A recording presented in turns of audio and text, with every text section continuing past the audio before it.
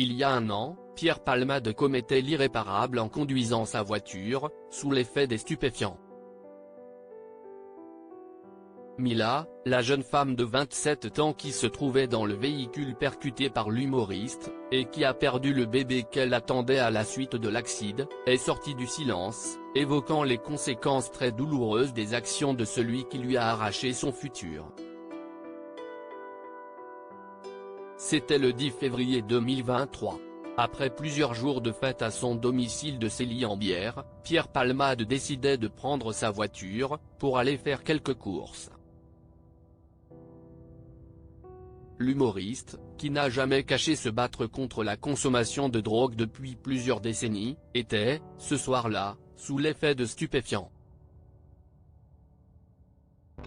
Une erreur fatale qui a finalement coûté la vie du bébé de Mila, une jeune femme de 27 ans qui se trouvait dans le véhicule qu'a percuté Pierre Palmade.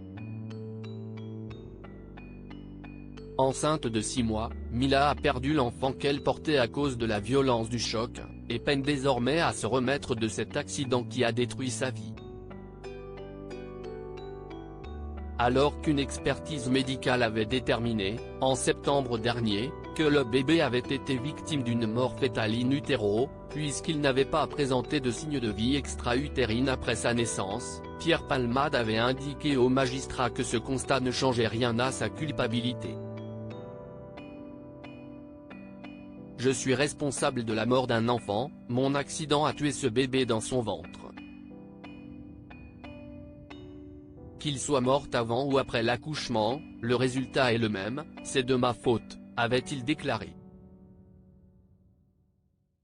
Et pour cause, les conséquences pour Mila sont terribles.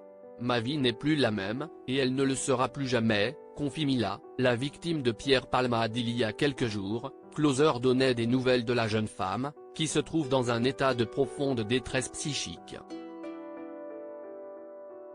Celle-ci a accepté de témoigner, un an après les faits, auprès de RMC. Ma vie n'est plus la même, et elle ne le sera plus jamais, a-t-elle déclaré. Puis de poursuivre, je ne me résous toujours pas à déplacer les meubles et toutes les affaires que j'avais installées en prévision de la naissance.